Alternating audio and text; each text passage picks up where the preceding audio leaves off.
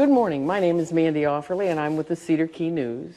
And we have with us today Sarah Solano Stokes, who is running for the Cedar Key Water Sewer Board seat, the open seat, for the first time. So, welcome, Thank Sarah. you so much. How are you? I'm doing well. How about you? I am well. Good.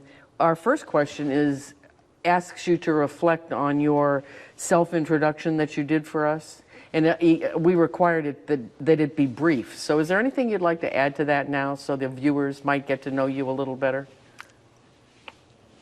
I think that if I want to add anything, I would probably want to touch on my more experiences in the military. Actually, today is my Army birthday, so today marks 5 years officially of service.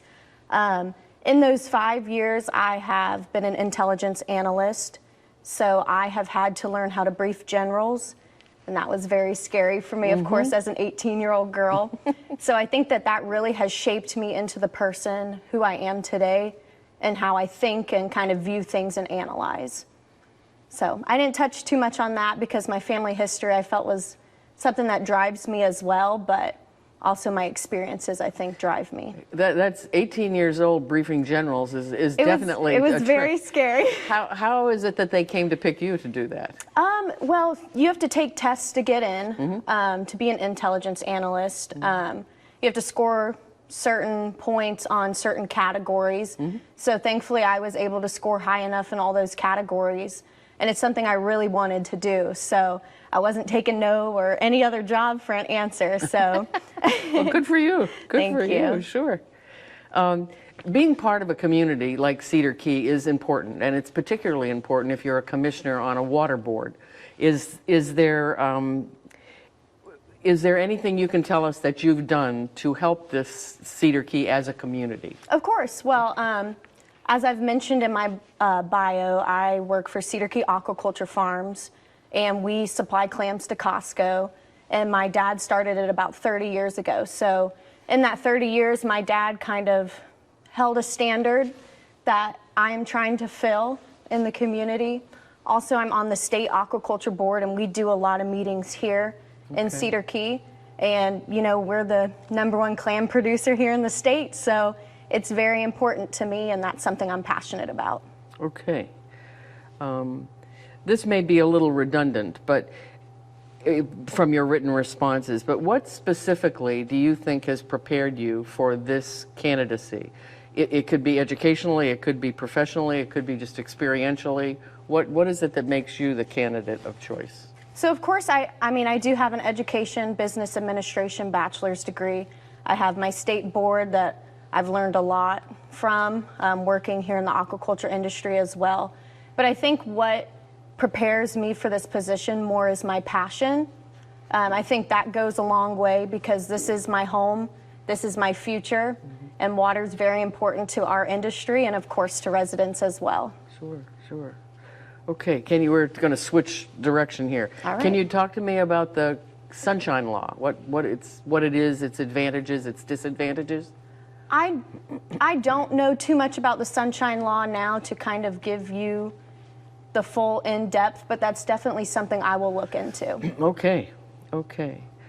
How many how many water board meetings have you been to? I started going to water board meetings, I believe, in November of last year.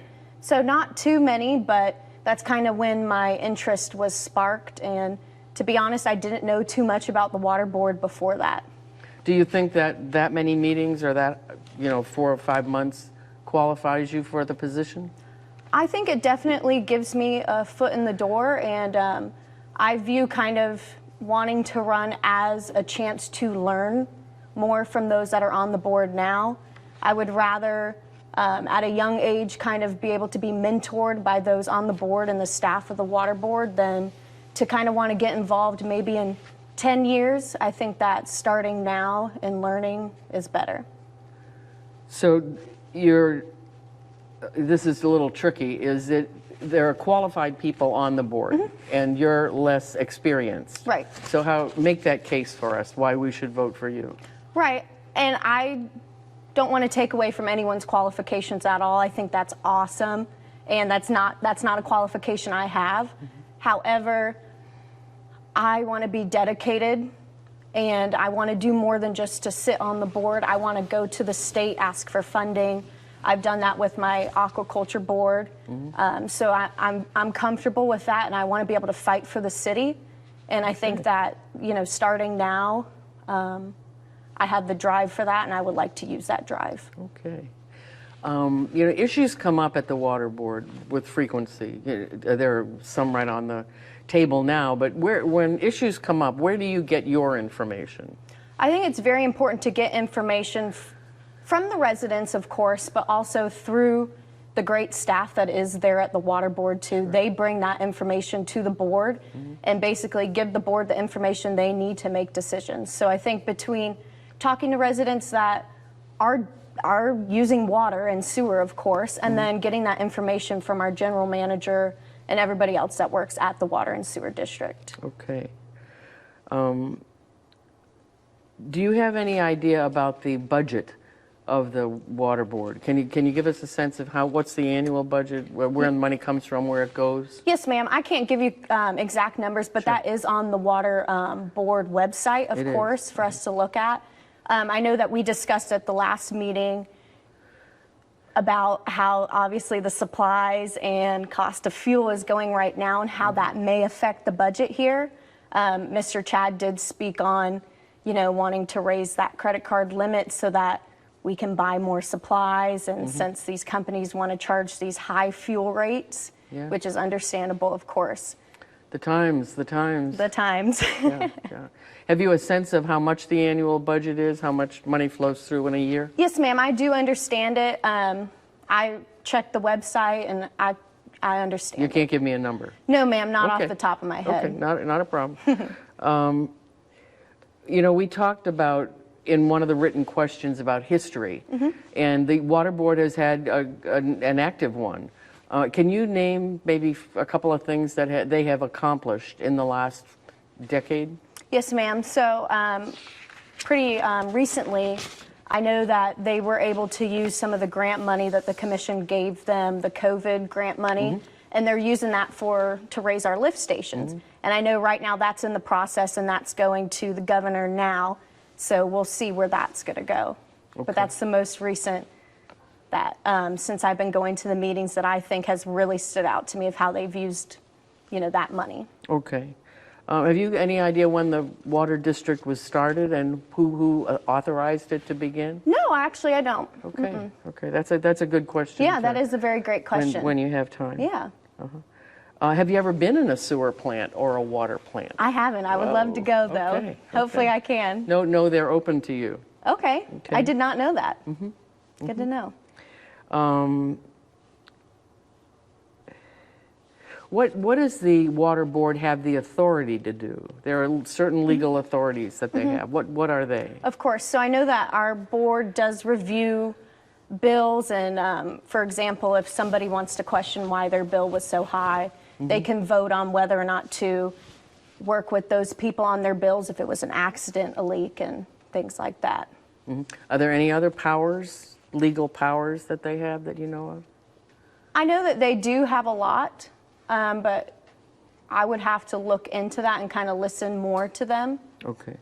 Okay. Are you aware of any plans that the district has for emergencies that are upcoming, like hurricane season or the saltwater intrusion thought?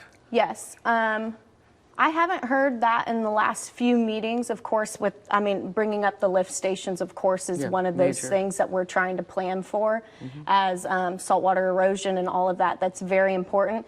And I do know that having this pipeline would also help a lot with that, because we aren't going to be that dependent on, you know, having a plant right there. Say a hurricane does hit that plant, which would be devastating to us. So I think that moving forward, that pipeline is a big plan that the water board has. Okay.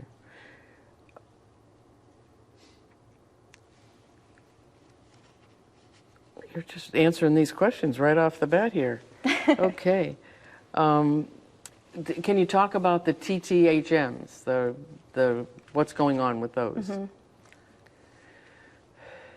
That's where we get the notices that says your content is too high. Yes. I have not received one of those letters mind. as a resident. I do know that recently some people have had some issue with sand in their water, which I was kind of expecting to be addressed at this last meeting. I'm not 100% sure if the water board has heard of those complaints, but that would definitely be something that needs to be looked into, I believe. Okay, okay. And then if you had a 5-year plan for the water district, what would be in that 5-year plan for you? Definitely the pipeline. Okay. I think that will really help us, and not only us, but it would help Rosewood, Otter Creek, Bronson, and of course us. But I think it would be very important in the next 5 years to try to have that done, if possible. Well, I agree. Okay, in conclusion, we have just a minute left. Okay. Can you, is there anything that we haven't asked you in our, written responses or our conversation here that you'd like to make sure your viewers know? I definitely want the viewers to know that even though I might not have all the qualifications, I'm willing to learn, and I'm passionate about it, and I want to be a voice for the community in the aquaculture industry, and I just want to be that person that people can come to and represent. That's wonderful. Thank Yes, you. ma'am. Thank you so much. Okay, appreciate your time.